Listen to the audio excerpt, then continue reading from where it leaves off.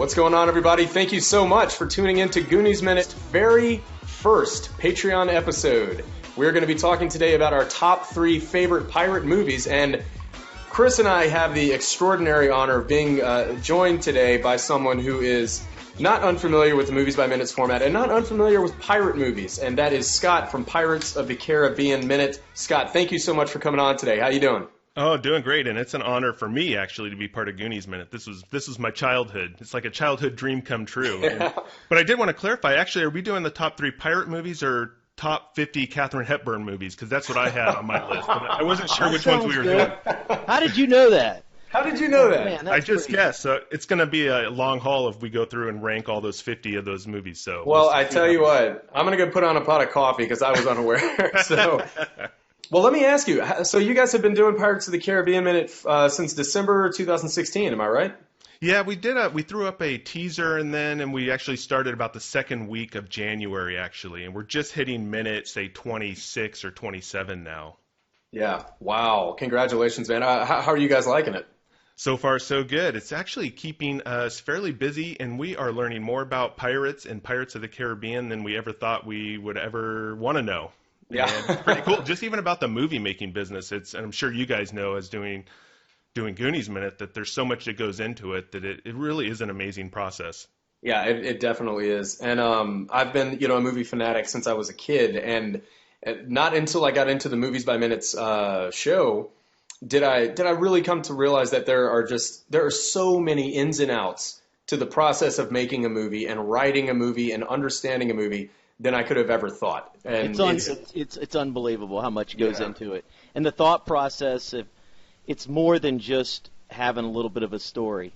I mean, you've got to have an amazing story, but to be able to put that all together with amazing detail and have it all fit and everything makes sense with that many people involved, it's magic to be able to put that together. And I don't know how they do it. Yeah, absolutely. Well, look, before we get too far along, Scott, tell us a little bit about who you are. Like, what do you do for a living? So, yeah, I'm the executive director of Urban Bird Foundation, and I am out there usually daily protecting, say, burrowing owls and wildlife habitat and making sure that our feathered friends have a home. So I'm on the front lines of doing conservation work, getting dirty, and then getting into the bureaucracy of conservation work. So it can be quite the challenge. I never realized that those classes that I took in environmental law and policy would ever come in handy, and now I use them all the time. So it's pretty crazy. It's like calculus. You never think you're ever going to use it, or algebra, and then until you do. So, well, where can people go online to find out more about that? Yeah, thanks for asking. It's urbanbird.org, and there's all kinds of links to the information we do. There's videos, we do some blog stuff, social media, so it'd be great to have all the support out there. We are tailored, and we do a lot of work with burrowing owls, and that's one of the unique kind of species in North America, actually, that is an owl that actually lives underground. So if you're into underground owls, we're the place for you. That's pretty cool. That's very cool. That's a great thing. I think that's one of the few things Louisiana does pretty well is they try to do a good bit of conservation. Yeah, a lot of the work that we do, actually, just what you were saying, is we try to protect areas that are accessible to people. That's kind of what sets us apart from some of these other organizations, is that we protect the habitat in urban and suburban areas. That's why Urban Bird. And so trails go in, interpretive signs, so it's a place for people and the wildlife is how we look at it. Yeah, absolutely. Yeah, so Scott, thank you so much for doing that and putting so much emphasis on that. But as far as Pirates of the Caribbean is concerned, why did you guys choose that franchise, that series? Well, yeah, actually, it's really just, I think, comes back to the childhood. I grew up in Southern California.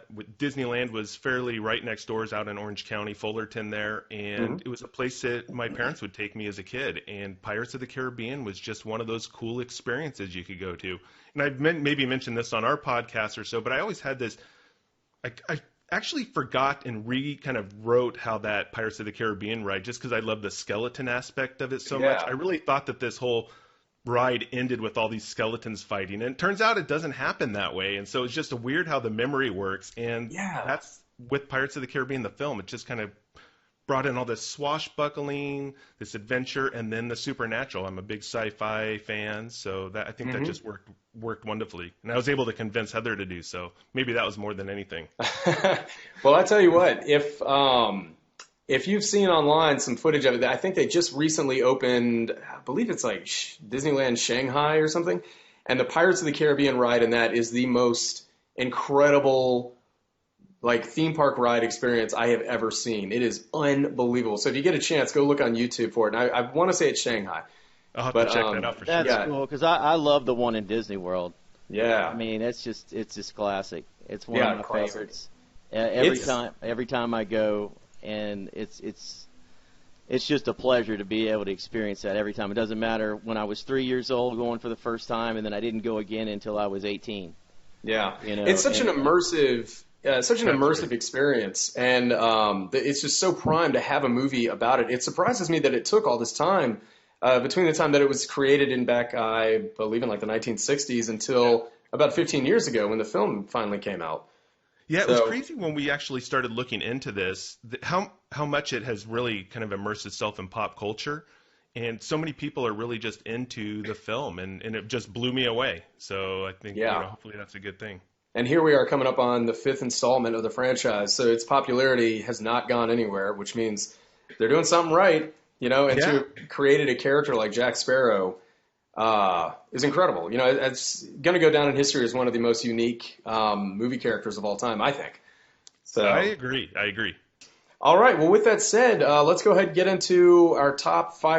Let's go ahead and get into our top three pirate films. I do want to say up front that these aren't necessarily the movies that I think are the best pirate films of all time. Some that are obvious choices didn't make my list, but these are some that I just kind of grew up with or find interesting or relevant on some level. And I am fascinated to see what you guys might have come up with. So, Scott, you being the special guest, I'm going to let you go first. What is your number three?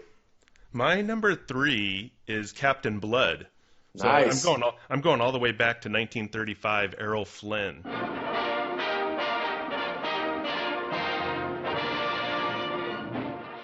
Whoever wears that brand is known as a fugitive traitor. Burn those letters in your brains. I'm thief and pirate, and I'll show you how a thief and a pirate can deal. It's the world against us, and us against the world. Those of you in favor of these articles, raise your right hands and say aye! Aye!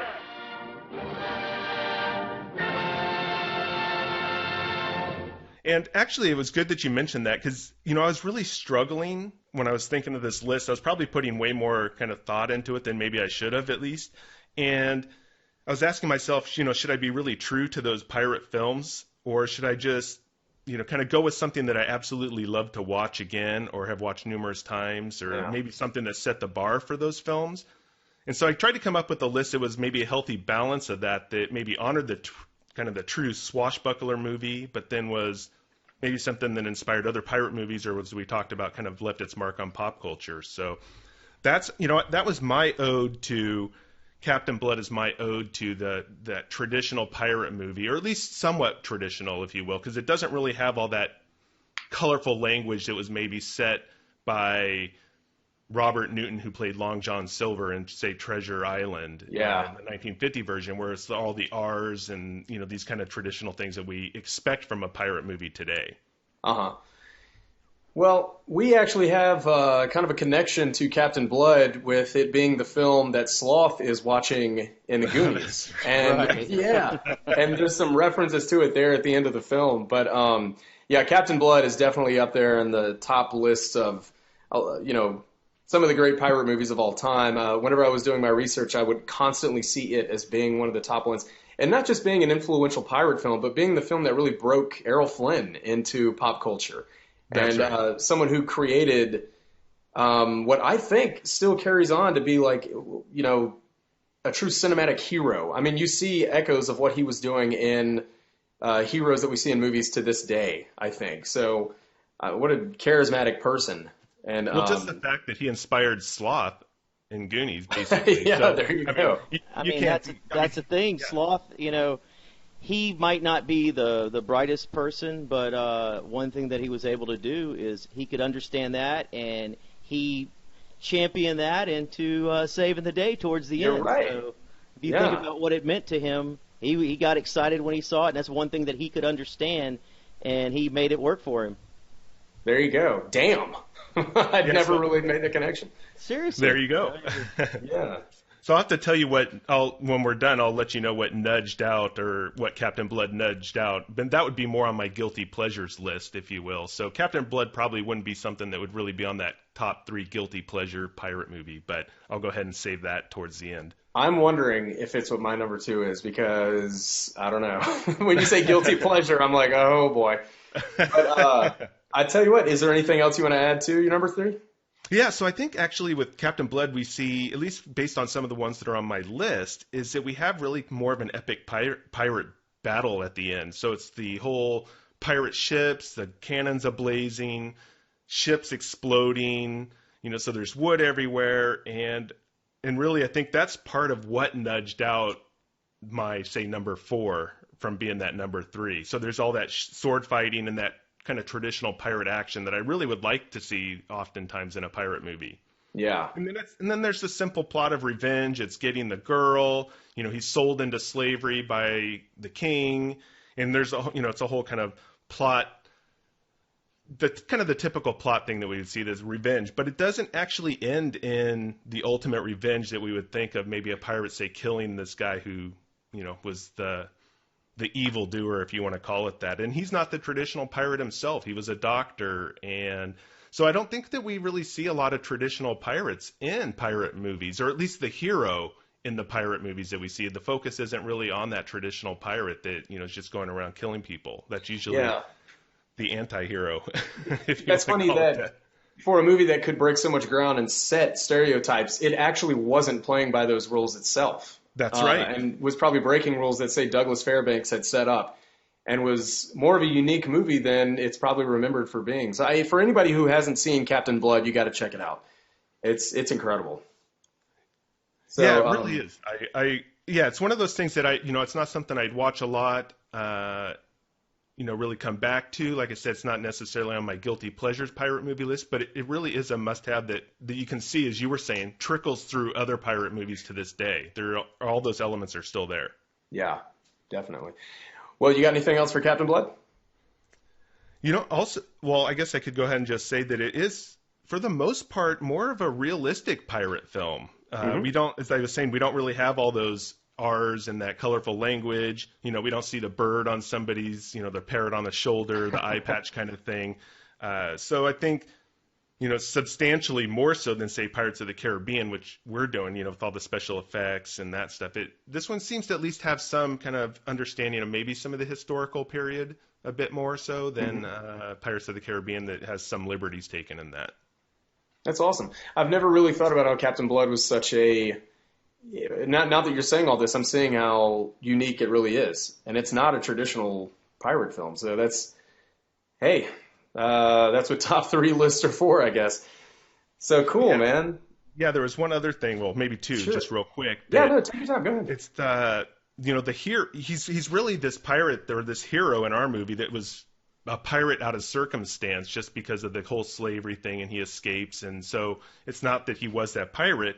But then also, I think that plays into they're actually writing a pirate code, or they create their own pirate articles to abide by on the ship that defines payment and conduct and punishment. And something we don't think about with women, or when pirates and women, is that there was a clause that he put in there. It's like, we're going to protect women. We're not going to just do something if they're not up for it. And I thought that was pretty unique. And maybe that speaks to the time era of 1935 and kind of the chivalry, but even Captain Blood was noted in the film as being chivalrous, so I think that was pretty interesting. Awesome. Very interesting. Yeah, you don't see chivalry is gone today. That's true. Yeah. So, even back then, that was definitely something that was a lot more than today. There's no question about that. Yeah. But did you say there was one more thing? Actually, I think I pretty much combined those into him being the hero on that. Okay. Or not the traditional necessarily, that traditional hero, but he was forced to become that pirate and then pretty much lived up to his word. And for those who haven't seen it, I don't want to, I guess, spoil the ending now for everybody who's going to go watch Captain Blood, but it does have that kind of happy ending as opposed to maybe that 1930s ending that we would expect, and kind of as opposed to what maybe in our heart we're hoping that he goes back and really slays the evildoer. Maybe that's just me, that you really want that nice revenge at the end, but he takes revenge in a twist, a good twist for 1935, if you will. Awesome. Well, good deal, man. Chris, would you like to do your number 3 next, or do you want me to go? You go first, because I was going to say I'm fighting between my 2 and 3 of which one I should go first. So you're still battling, huh? I really am. One of them I haven't seen in a while. I'm just trying to make sure I have everything down with that, because it's been so many years since I've seen it, but it was very memorable for me. So you go ahead, Brady, first. All right, sounds good. Well, my number 3 is Cutthroat Island. We set sail for Cutthroat Island! Put your backs into it. Why don't you row? Why don't you swim? We can't leave yet, Captain. We haven't put enough food on board. We need less mouths. Let's finish this.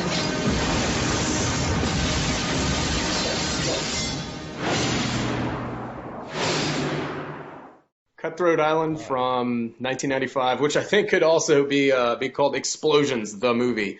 And Exactly. I put this on my list out of basically nostalgia, because it's not a good movie. It's not a great movie, but it does involve all of the classic pirate elements that we normally think of when we think of a pirate movie. And Rennie Harlin, who directed it, is an action director, and I'll tell you, he is just completely there in this movie. This movie boasts some amazing action sequences, some really good production design, and even if Matthew Modine isn't the greatest performance in the world, he's definitely a good throwback to that Errol Flynn type that we're talking about. So another thing that I did like about it was the fact that our lead protagonist is a female, and that's something that you don't always see in a pirate film. In fact, unless I'm completely mistaken, nothing really comes to mind at the moment. And you also get Frank Langella, who's just always going to turn in a great villainous performance. I mean, he's just one of the best. So I think overall, like I said, I picked this one out of nostalgia because it's just stupid fun. It's a well-made movie that lacks in certain things, and probably really could have used Tim Curry at some point in it. But overall, I think it's just a good, fun pirate movie. And so that's why I picked it, for no other particular reason than it's just a fun movie. Now, I have a question. Whenever you mentioned your guilty pleasure movie, was this it? That one was actually number 5. Really? Yeah, so I had a different one for number 4. Okay. Well, I tell you what. Since my explanation of why you made my number 3 list is rather short, I'm really curious. What were those number 4 and number 5 you had in mind? So actually, for number 4, I had Swiss Family Robinson. Okay. And that was edged out just slightly by Captain Blood, and then I had Cutthroat Island on there because it does have that fun. And I think Matthew Modine actually, he brings, like you were saying, he brings this charisma to the movie. Yeah. And it is kind of that Errol Flynn-like character that you just can't help but like him, even if he is acting in piracy and doing things. You can't help but like him. Yeah. We root for him. Absolutely, and it's unmistakable that they had Errol Flynn in mind when they gave him the look, with the kind of blonde, longerish hair and his mustache and goatee and everything, and yeah, he's just like Jack Sparrow or something like that. He's just someone you're gonna root for, whether he's the most chivalrous person or not. And so yeah, that's why I put Cutthroat Island as my number 3. It's a good time with some really good pirate action sequences. So I tell you what, with that said, Chris, what you got for number 3? I'm going to go ahead and go with Blackbeard the Pirate.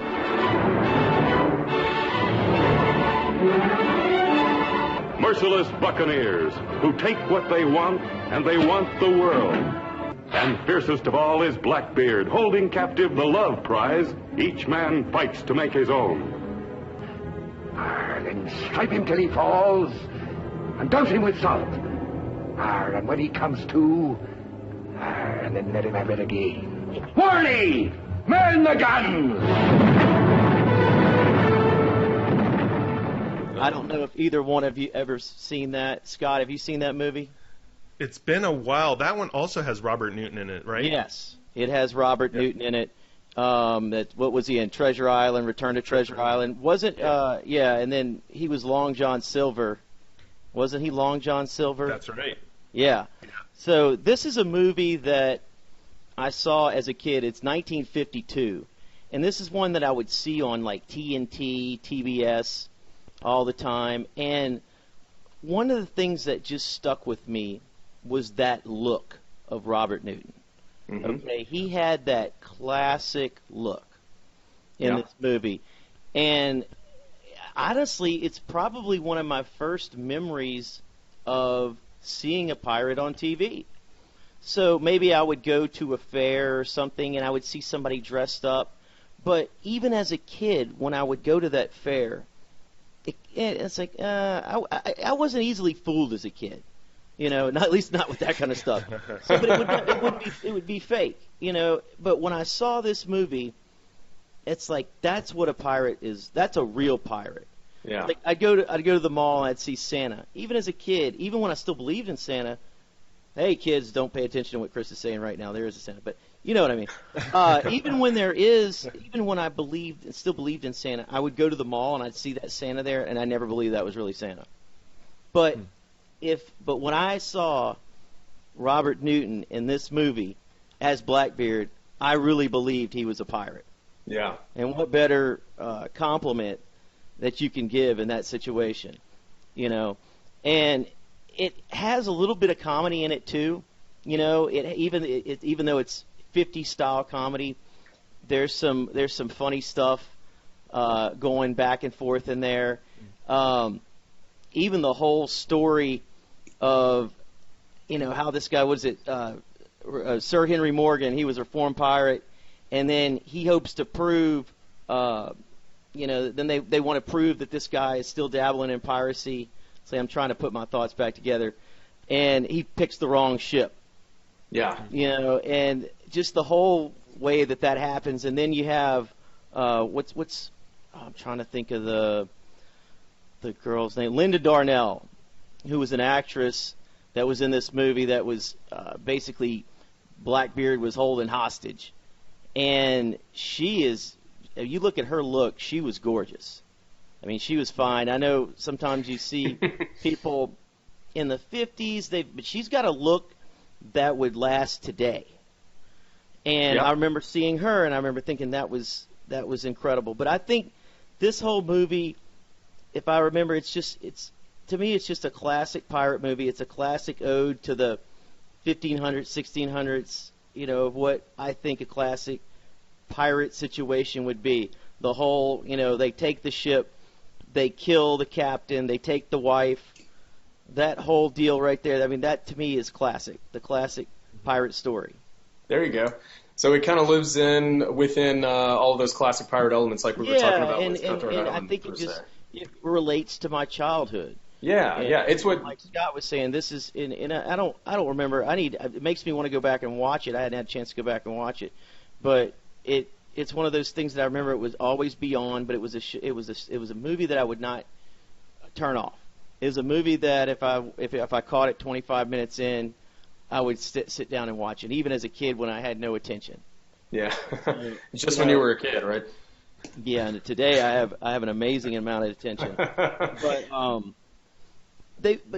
I think it's important to have a little bit of humor. I mean, and you look at the Pirates of the Caribbean movies. I mean, it's like that. To have a little bit of that fun with also serious situations. Mm-hmm. I think that's a wonderful combination. Well, and that's what this has. It's very cool when a movie can develop your interpretation of something from the get-go. And it sounds like this movie created your idea of what a pirate is supposed to look like. So that's really cool. That you can give this movie a lot of credit for having done so. Because we all know whenever someone says pirate, we all have that certain image in our head. And we don't really know kind of where that came from. For a lot of us, it was probably Pirates of the Caribbean, the ride in Disneyland or Disney World. But for you, it sounds like it was this particular movie. And another thing, even for being 1952, the scenes that this movie has, like the ship-to-ship battles and like the sword fights and just when they swing aboard the decks and all kind of things like that. Mm-hmm. It's just really well done as far as props are concerned too. They have aerial shots from above the action, it's different things like that. It's well done, and especially for a movie in the 50s, it stands the test of time as far as I'm concerned. And they have plenty of treasure. You get to see all the treasure and the gold and the jewels, chest full of that. I mean, that's important too. That's classic. Yeah. If I'm not mistaken, I think Robert Newton and his pirate characters, he was almost like typecast. He was. It's amazing. He set the bar for, I think, what all of us think of as a pirate. I think that was him, and just even the way he talked, I think he brought that way, that tone and those kind of growls and grumbles into that character, and maybe that's what translated into the pirates that we see on Pirates of the Caribbean, the ride, or all the rides, and just filtered into pop culture and to society like that. He may have been the one to establish that whole kind of modern look of what a pirate is that we all know today, or what we associate today as a pirate. I agree. I was doing a little research on Robert Newton, just reading his people talking about him, reviewing this movie, reviewing other movies he's been done, and you see Robert Newton is the only Blackbeard the pirate. Just looking at different things that people have complimented him, and this person said he's the best pirate actor ever. Period. It's one of those things that he did. He set the standard. Yeah, definitely. Well, I tell you what, with that said, let's go ahead and get to number 2. So, Scott, I'm going to let you take this one. What is your number 2? My number 2 is Goonies. What? Wait a minute! Steven Spielberg presents The Goonies, a Richard Donner film. Hey, my found the map! Whoa, do you guys realize what we could do? I don't want to go on any more of your crazy Goonie adventures. Meet Mikey. I gotta go to the bathroom. Bran. Andy. Mouth. Stephanie. Data. And Chunk.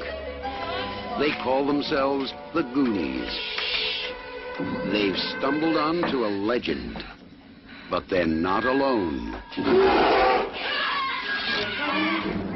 Discover what they uncover. The secret caves. The hidden clues. The treacherous traps. Take the oath. Join the adventure. As Steven Spielberg presents The Goonies, a Richard Donner film. Yeah, I was struggling with that, and again, I was going back and forth on my list, and this one is a real close number 1 actually for me, and it's my childhood adventure on the screen. It's that dream childhood adventure, and so it reminds me of when we would, my friends, we'd grab our bikes and we would just head out. We didn't know what we were going to do that day. And that's exactly what we see that in the beginning of the movie. They got an idea, they grabbed their bikes, and they're off. And we lived out in a place that was kind of on the edge of, say, suburbia and suburban. So it was just houses are there, and then it's just backing up to open land. And so it was all kind of getting ready to move. And so we were there. And so we were on this, that was my Goondocks growing up. And it was my world.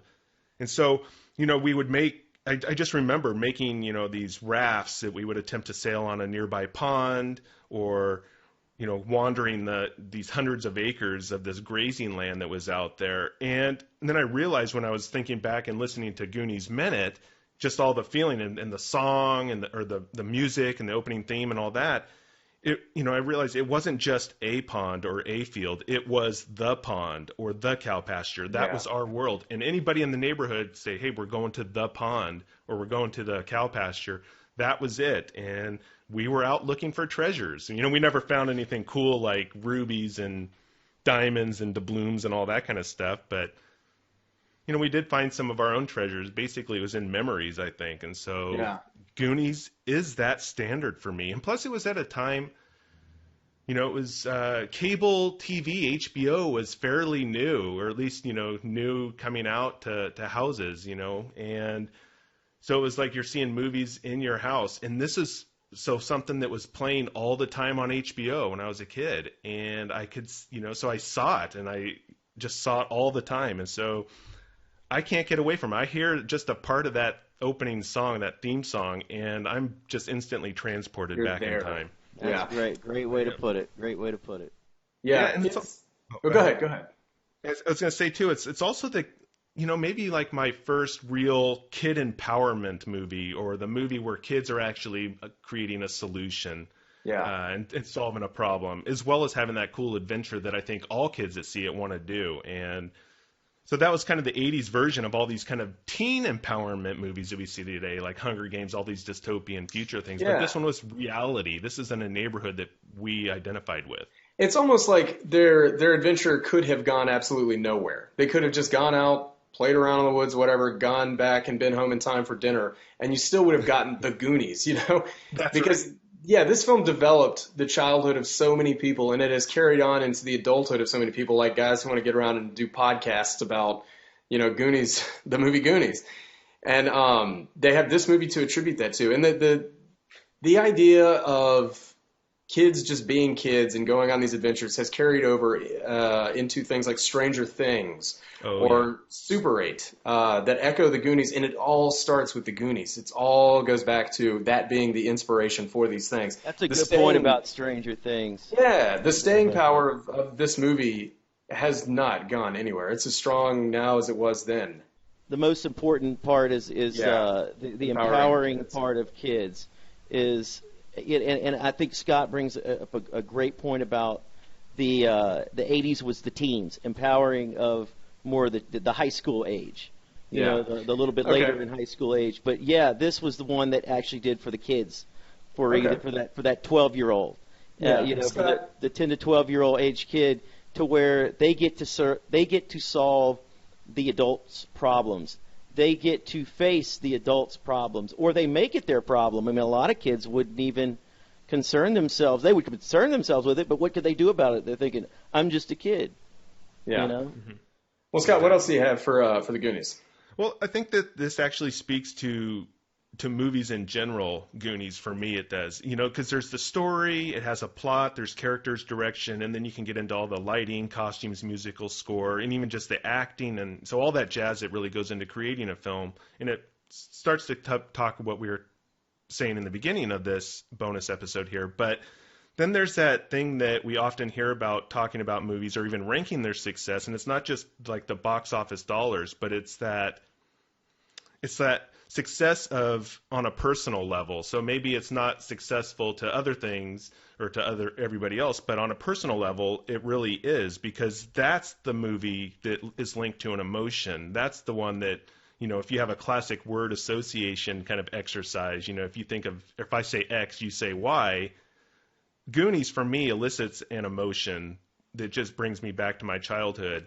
And then there's that escapism, there's that reality to it that I could have maybe have had an adventure like that. And so I think that it really is the kind of the epitome of my childhood, is to think of Goonies. It was because that's the formative years, and that's the movie that I saw all the time, and there was nothing that I didn't love about it. Yeah. It just brought me back.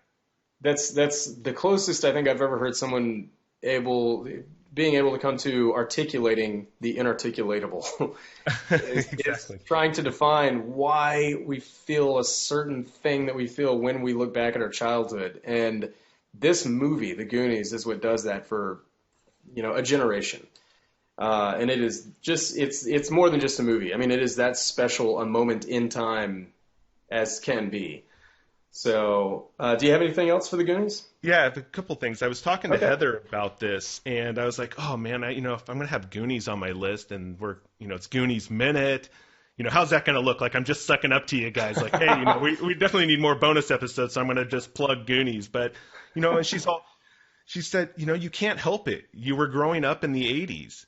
That is really part of it. It's like, if I was to probably talk to my dad about, his favorite pirate movies, and the ones that he would list probably would not be in the 80s, 90s, or 2000s. It'd be, Errol Flynn movies or from the 50s and these kinds of things. So it's a complete, really is defined by, those feelings. So I think it really is an interesting biological thing, just the way our brains work and how we associate emotions and things that we have seen and witnessed. And I think it's pretty powerful, actually, how movies, or really just speaks to the power of movies in general and why there's such a fascination with them and why we like to break them down minute by minute. Yeah. Yeah. And the last thing I was going to say is when I was checking out Goonies, I ended up reading a review that was on an IMDb page about Goonies, and there was this film student who was saying that it was, they were basically asked by the lecturer what their favorite film is. And so all the people in the class started to throw out, some of these Goddard films or German expressionist shorts, all these kind of things that maybe we wouldn't really associate with some of the, our top movies, or at least guilty pleasure movies. Yeah. And when it came to her turn to say what it was, she kind of said under her breath, The Goonies, and she was expecting, kind of this scorn and ridicule and from everybody in the class, thinking, how can you talk that? We're in a film studies class here.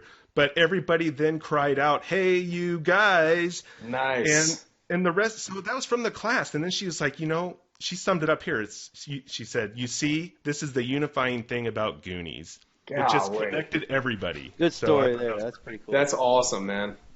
That's really cool. All right, well, you got anything else for it? I'll just comment on what Chris has. Okay.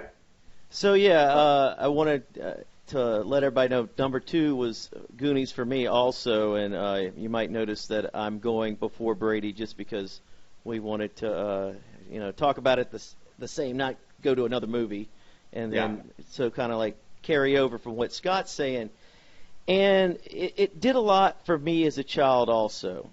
And I think back to certain scenes in the movie, and I think about what it did to me, and it's the reason I went and got a dirt bike, okay? Mm-hmm. I ended up, and it's the reason I started, I would go in my backyard and with some friends in the neighborhood, and we'd start jumping over mounds of dirt and going up on if concrete was cracked, we'd go try to pop wheelies on it, but just going in, then we'd go in off-road in the woods and ride the bike. And I know that's one of the reasons that I got that dirt bike. Well, also, and you see, the thing is, when the movie came out, I was almost the age of what was it, 85? So, I would have been 7, and then, so I'm maybe a couple years younger, 3 or 4 years younger than some of those kids, but then, the treasure, seeing that treasure, guess what I got? I had my grandpa get me a metal detector. And we would go to the beach each year. Now, it wasn't in Astoria, but it was in Pensacola, and I would take that metal detector, orange-handled metal detector that went whenever it found something, and it was terribly weak, but I'd go in the backyard with it. And it was part of the hopes of finding some kind of treasure. And I didn't really believe necessarily I would, but I had a hope. Yeah. And the whole movie of Goonies is about hope, of still having hope, of still believing there's a chance. Now, granted, I wasn't trying to save any houses or anything like that and don't know what that's like, but I know the reason why I had that metal detector was because of Goonies. Yeah. And then I think back to the first time that I saw that pirate ship in the movie. It was the most incredible looking thing in the world.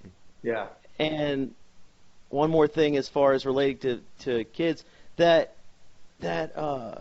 when they slide down the water chutes into the water, one of the reasons that I wanted to go to the water park in Disney World was because of that movie. Yeah. One of the reasons I had a slip and slide when I was that age is because of seeing that in that movie. So there were so many things in that movie that related to things that made me want to do in my childhood. Yeah. And what better compliment to a film than that?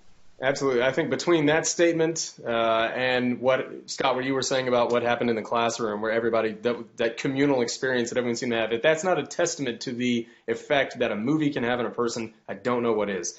Now, exactly. Yeah. Chris, you walking around with that metal detector, as long as it was in Pensacola and not Panama City, Florida, then I think I'm okay. It was in Pensacola. It was Pensacola Beach. My dad grew up on Pensacola Beach. Yeah. In Pensacola, and every summer, at least once a summer, we would go down there, and I never found anything. I'd find a can, a can of beer, top of a can of beer, something like that, bottle cap. Was it full? Cap.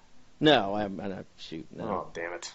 No, but it's just amazing thinking, and just even making me think about it now. Like even, I felt like I was there watching it. I remember the first few times. I felt like I was there, like when Andy's trying to play the organ. Seeing the notes and then relating that to whenever I'd see music. I don't know. It's just the whole map thing. Just finding a map and then trying to see just looking for any type of treasure. It's still to this day when I see something about somebody. I don't know if it's the guy out west that supposedly buried millions of dollars or something, or he has some kind of treasure and he's given hints. And they released a book about it. I don't know. I can't remember who That's it was. right, yeah. You know what I'm talking about. Plumber's Gold, I think right? Yeah, and it's like part of my interest in that is because of this movie. And I just love it. The idea of, like when Crystal Beth talked about, going into an attic for the first time and seeing what's in there. It's that whole exploration thing. And when I think of Goonies, and when I break it down, I think about the Fratellis and things like that. But when I think about it as related to my childhood, I thought about it more as the adventure part. I got you. And of the bad guys. And then, hey, to this day, I'm still imitating Chunk and trying to talk like him. I'm still imitating Bob Fratelli sometimes. And Sloth. Yeah. All the time. Sloth. That's what I really mean. Go ahead. Who didn't want that contraption to open the door, though, or to open the gate? I mean, that was fascinating. Really needed something like that. Absolutely. God. That was so cool. The booby traps they had, and then also the booty traps. Yeah. And then Data's just all of Data's stuff. That to me that was so cool. So it was stuff that was made by a kid that you thought, I could actually do something like that. And so I just remember going out into the garage and trying to build. So nothing ever worked, but you could always try to make something out of it. And didn't we all have a friend? We all had a friend that was like Mouth, or maybe you guys were the Mouth, but there was always that kid that would come over, your friend in the neighborhood, who was Mouth, essentially. Yeah. And I can still remember that kid to this day. His name was Brandon, and he was Mouth, and you could expect that kind of stuff from him. So there was no necessarily trusting him on some of those things. Did your friend Brandon turn into a Corey Feldman-like character? No, he didn't. No, definitely not. But Have you seen him lately, Scott? I have somewhere crossed him on something. I don't remember. Maybe it was just looking up Goonies stuff after I started listening to your podcast. I really got nostalgic for it, so I pulled out the DVD and everything. So yeah. No, that's all I have, Brady.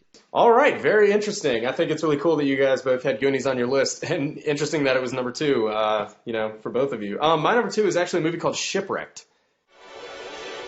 They dreamed of what lay beyond the horizon, and found the courage inside themselves to pursue it. This is the story of a brave sailor, a runaway girl, and a young explorer. An even greater adventure awaits them.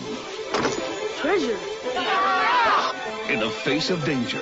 I want my treasure. I want every rock, every hole, every tree in this island searched. Walt Disney Pictures presents Shipwrecked. That came out in 1990, starring Gabriel Byrne. Have any of you guys seen Shipwrecked? I'm about to try to jog my memory because I might have. Well, you can find it. You can find it on Amazon Video, and I actually watched it in pieces on YouTube. It's broken down into like 11 pieces. It's a really cool movie. Gabriel Byrne, anything that guy's in, I will watch. I mean, he just has such a presence and such a menace to him, and he is the villain in this. Again, just like for Cutthroat Island, it's something that I picked just because it's got all of those classic pirate elements, but they're a little bit more subtle, not quite as in your face as they would be in Cutthroat Island.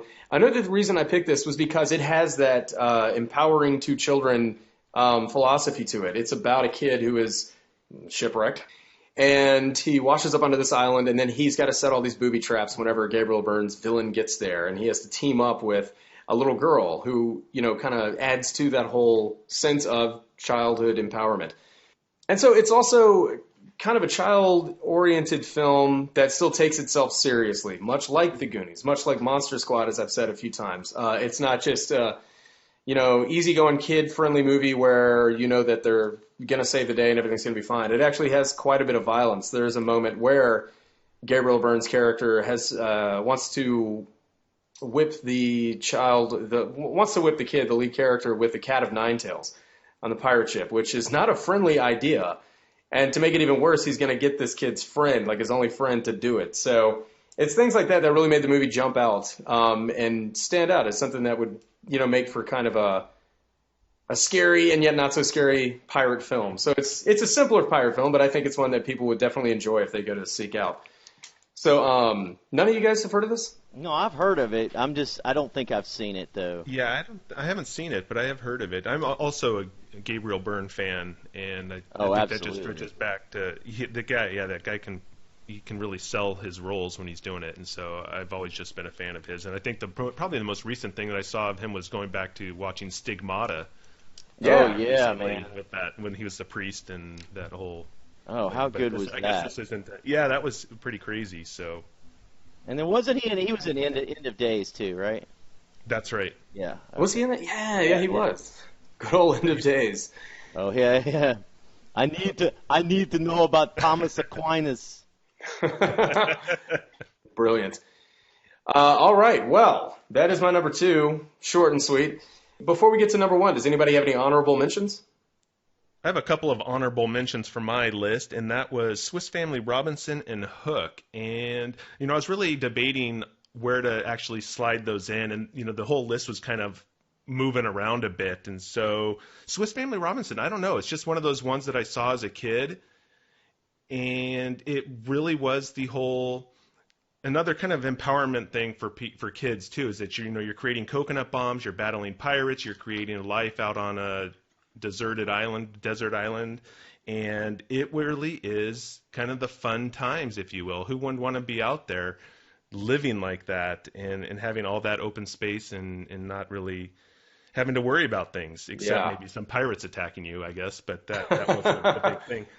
So one of the actual cool things about that is I'm not sure if you guys remember the old kind of text-based games that were kind of in the maybe the late 80s, early 80s. I think so. They were the ones where you would type in, it says go left, or, you would type left, or I think that's what they're called, text-based games. And my sister and I had a Swiss Family Robinson one. It was kind of like the Oregon Trail.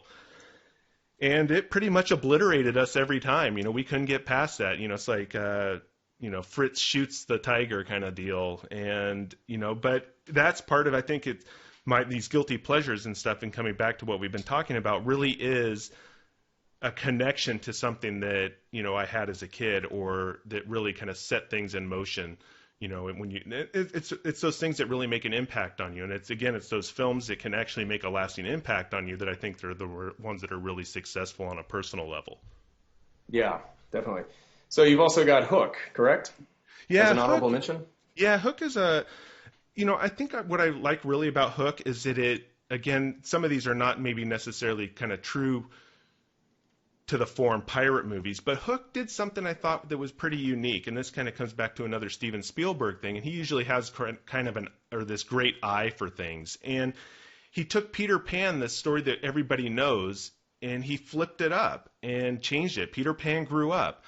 So, there's different things about that, but I really just like the whole story aspect of that, I think, more than anything. So it's not necessarily, really about the movie itself, but I think it's the story that this creative kind of genius, if you will, took this idea and said, hey, what happens if Peter Pan grows up and then he has to go back and try and remember his childhood? I actually think Hook is a pretty fascinating idea of a movie. I think that it was brilliant. Let me just say this: if I would have added some, if I would have added any honorable mentions, well, I have one other, but yeah, Hook, it was awesome. I mean, think about how smart that is to put that story together, and it was great. It was a great movie, and I had forgot about it until I started looking at these things. I think Hook is kind of a beautiful disaster in a way, because for everything that doesn't work in that movie, it's still just gorgeously, it's so beautifully produced. The production design, everything from Dustin Hoffman's performance to the fact that the ship is an actual scale ship, you know? Yeah. And I think for the first 20 minutes of that movie, it's just such an interesting idea and so beautifully crafted. You get to Peter Pan was a real thing. It wasn't a story. It was a real thing. And was it Maggie Smith, who plays Wendy, is actually giving credence to the fact that it all really happened, and J.M. Barrie, who wrote the play Peter Pan, adapted their story. So they conceivably put this thing into real life and somehow perfectly and simply meshes this work of fiction to real life. And then suddenly you're caught up in the world of Neverland as though it's a real thing, and it's done just so beautifully. It's such an interesting idea. It really is. And it's such a shame that the movie, I think, kind of gets laughs when it's brought up nowadays, because it's undeserving of that. I think Hook is legitimately a pretty nifty movie. It's solid. Yeah. That was the thing. It was this bringing something that you think is fiction to a reality point, and I thought that was just, like you said, really smart. And Heather and I actually went to see Finding Neverland play out here. It was kind of an off-Broadway production, and it was really talking about him writing the play itself and coming up with the characters and interacting with the children. And I think even Johnny Depp did a movie with Finding Neverland. Yeah, he did. It was very good. Yeah, so that's the whole thing. It's almost the thing that anybody can do it. You know, you get back and, hey, we can go out and find a buried treasure. We can find a treasure. We can go out and create these characters. And I think that's what some of these movies, or these pirate movies that we're talking about here, tell kids and even tell adults that, hey, you can actually do something if you put your mind to it and you put your will towards it. Absolutely. Well, man, I'm glad you got to put that one out there, because it seems like we all have an affinity for the movie Hook. I actually have an honorable mention, and it is Roman Polanski's Pirates, which is not his finest hour. He's got Walter Matthau playing a peg-legged captain, and it's very strange. It's a very strange moment in his career, Roman Polanski's career, for such a genius to come out with something so obscure. And I'm not saying it's a bad movie or not, but something just so left of center for him is really, really strange. But that is, as far as honorable mentions are concerned, you mentioned Hook. I actually have Peter Pan as one. Yeah. And you could say that's any interpretation of that story. I'm thinking of the cartoon, the Disney cartoon. And aside from kind of cartoonizing, I guess, the idea of what is already very cartoony, and that's our general idea of what a pirate is, the story really has some really interesting and fascinating stuff going on in it. And one, I think, is that it's about, and we're kind of going aside from the whole pirate element here, is that it's about a fear of time. And Captain Hook is this grown man. He's not this child who can presumably escape age. And what is he most afraid of? It's the crocodile, and within the crocodile is the sound of the clock. So this ticking clock is the thing that scares him the most. And he even, it's in the movie Hook. I can't remember if it's in the Peter Pan story. He has this sort of room in there with a bunch of clocks that he can go in any time and just start smashing to pieces to try and get over this fear of time and everything. So that's about the only note that I had for Peter Pan. Unfortunately, it wasn't anything pirate related, really.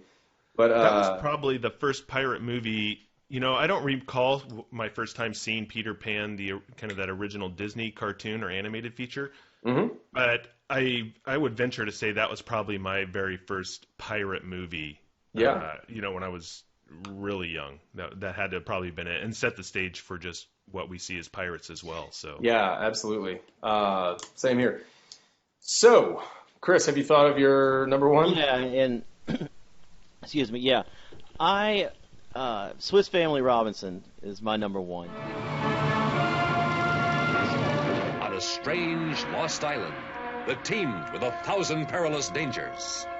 Yet together, with a quiet kind of daring and a proud kind of courage, the Swiss Family Robinson transformed this island jungle into an exciting tropical paradise.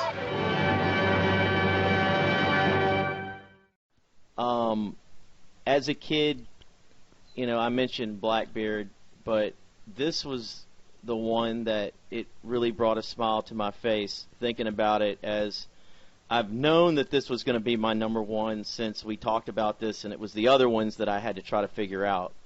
But I knew this was going to be my number one, and it had just so many neat things going on.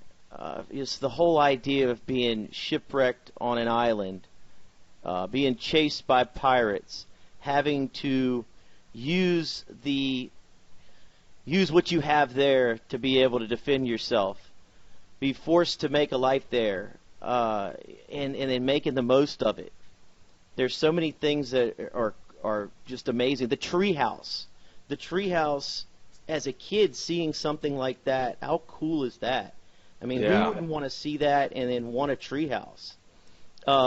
And by the way, I was doing a little bit of research. You realize that actual treehouse could fit up to 20 cast and crew? What? 20. Yes, up to 20 cast and crew. Those coconuts were filled with gunpowder and a fuse. Actually how they did that. That's one of the other things. Back then, a lot of those props that they did weren't as exactly safe as they are today, as many people know. Hey, it's for the art, man. Yeah, I'm telling you. And then another thing that happened, that was filmed in Tobago, most of it was, and then they had a tropical storm come through that flooded, and it delayed it for weeks. But getting back to the treehouse, 3 hours a day they could only film in that treehouse because of all the foliage. Well, it seems like Swiss Family Robinson is one of the movies that seems to be coming up continuously here that really inhibits all of that general pirate aesthetic. Whenever we think of it, we think of things like peg leg, eye patches, coconuts, booby traps, the skull and crossbones, things like that. It seems to be more in this movie than it does in any of the other movies that we're mentioning. And surprisingly more so than in Goonies. But did they have, as Scott said, they have the children being empowered.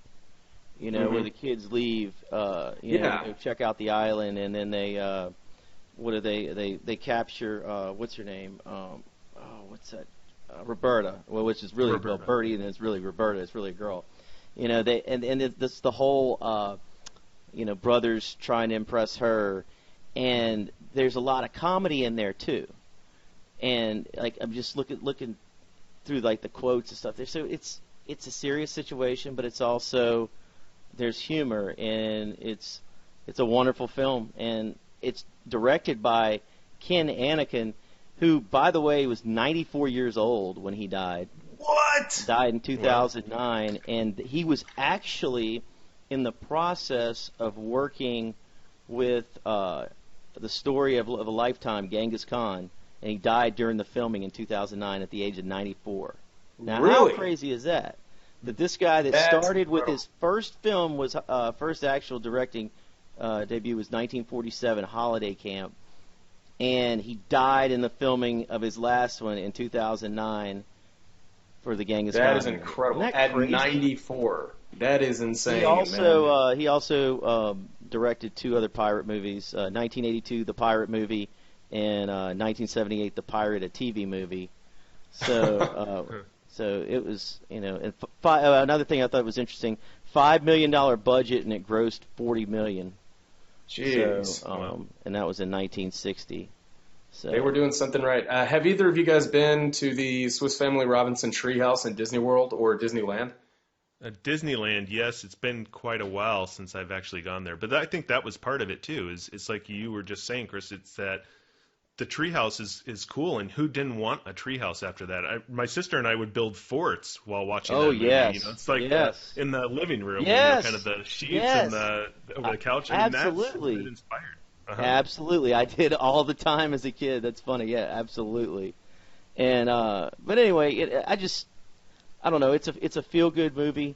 but there was so many cool things. I just always loved the setting the traps, the setting the booby traps. I always, even like in my house, I would try to set up goofs on my parents. Like, okay, like you the hole puncher, the little sheets of paper when you clean out a hole puncher, like putting them in a cup and then putting them on top of a door to where when my mom or dad walk in, it falls on them. Well, somehow I can see a young Chris McMahon doing this. That's a goofy, meaningless version, but it resonates from a Goonie. It comes from a Swiss Family Robinson. Well, I tell you what, I'm going to go ahead and get into my number one, and that is Captain Phillips. This is Mask, Alabama. We are an unarmed freighter.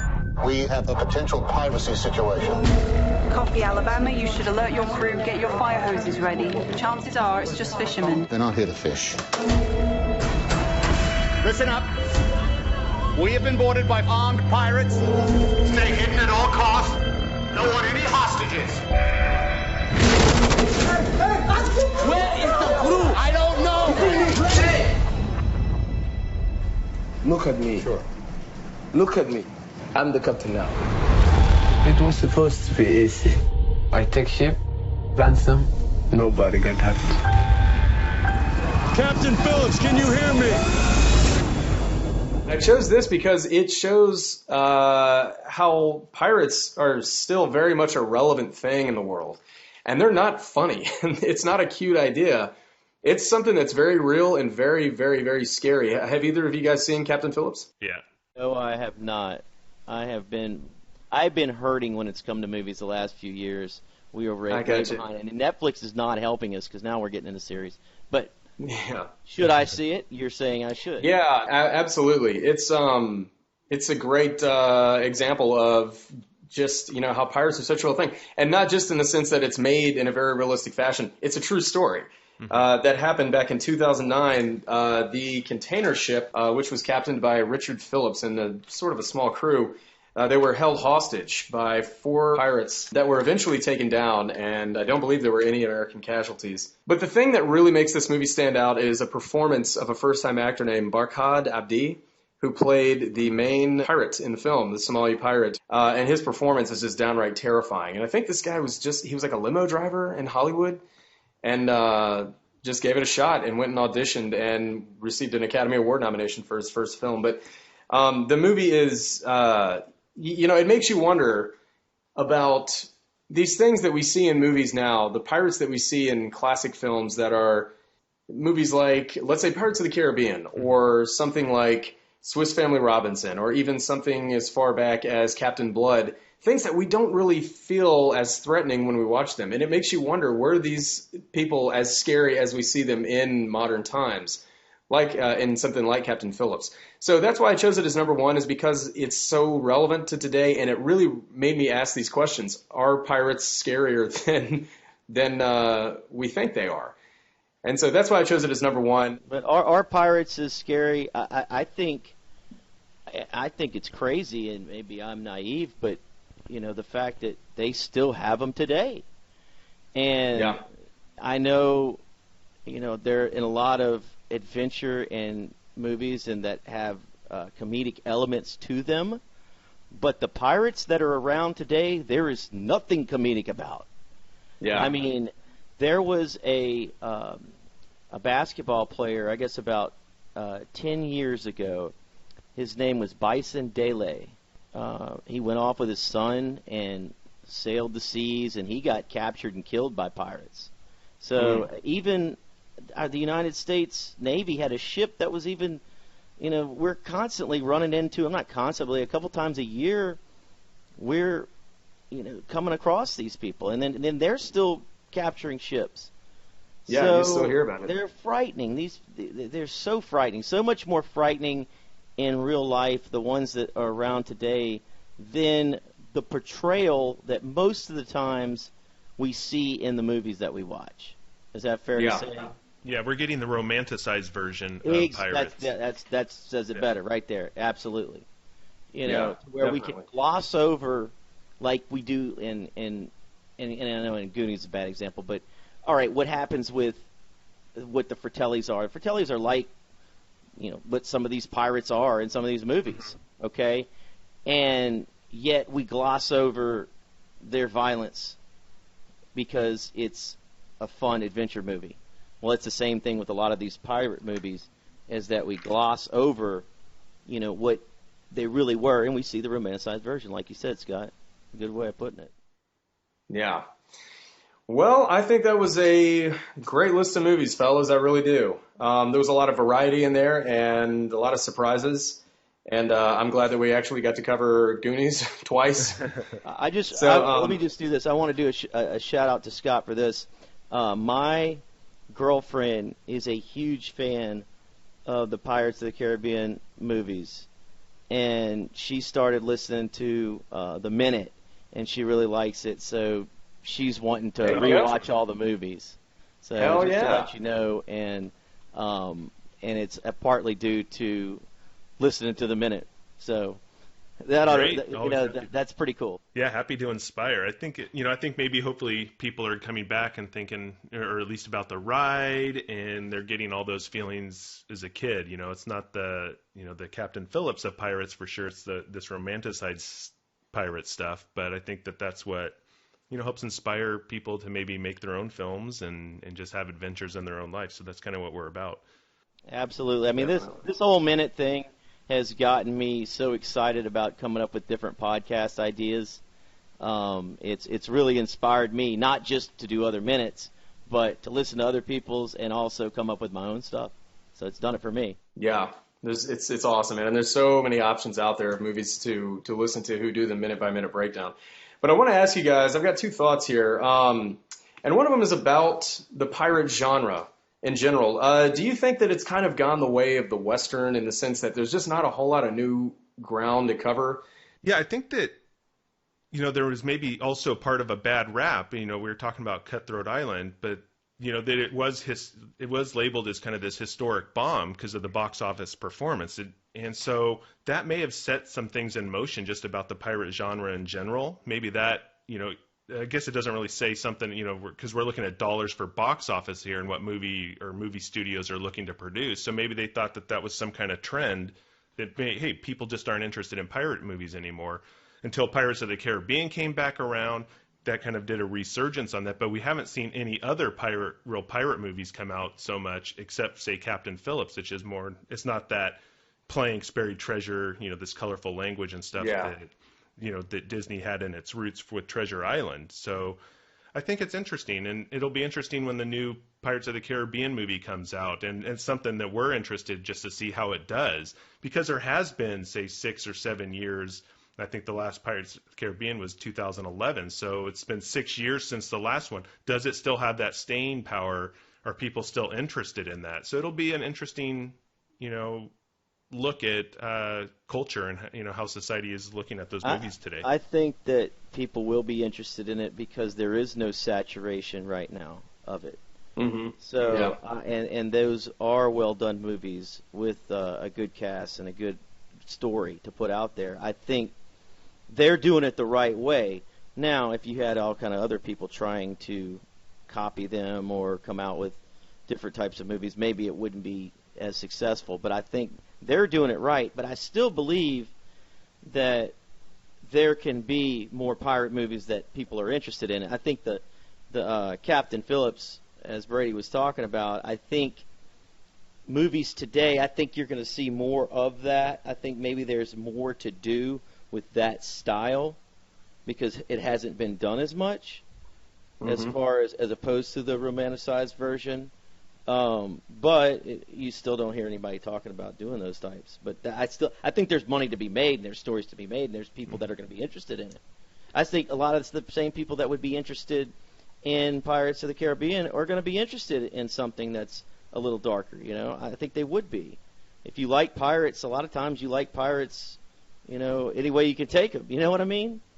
Yeah, so, yeah, absolutely. I think there's money to be made there, but definitely Pirates of the Caribbean they've been the one to make it the most successful recently. Definitely. Well, it sounds like there's we agree that there's still stories to be told and still water to be treaded, and I'm really looking forward to the future of this genre, this pirate genre, and I've had a really good time going through this list of movies, guys. Really appreciate you joining us today, Scott. This has been a hell of a lot of fun. Yeah, it's been a pleasure, and it's definitely something we maybe can do more of in the future and get some more bonus episodes for you. So well, I appreciate it, Scott. It's nice to meet you, and you've inspired me and my girlfriend to start watching those movies again because it's been so long since we have, and we really enjoy your podcast. And I love what you're doing with the birds too. That's awesome. Oh, thanks. Yeah, and like I said, I'm a big fan of Goonies Minute and Jurassic Park Minute, and can't wait to head over to Ghostbusters Minute. So I've really been following Pele Media, and I think it's great that you guys are combining all those. So there's going to be some cool content. Well, I'll tell you what. Before we go, tell us a little bit more about Pirates of the Caribbean Minute, where people can find it online.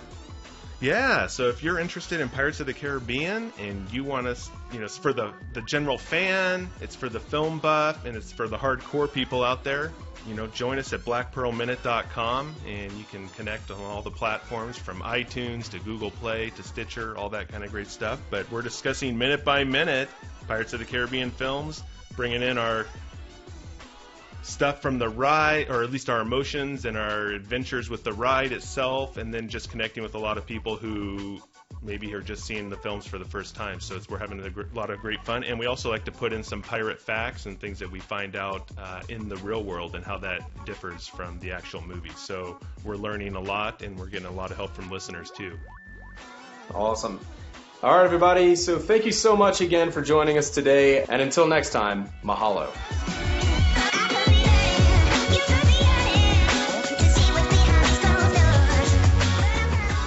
This has been a Pele Media Patreon episode.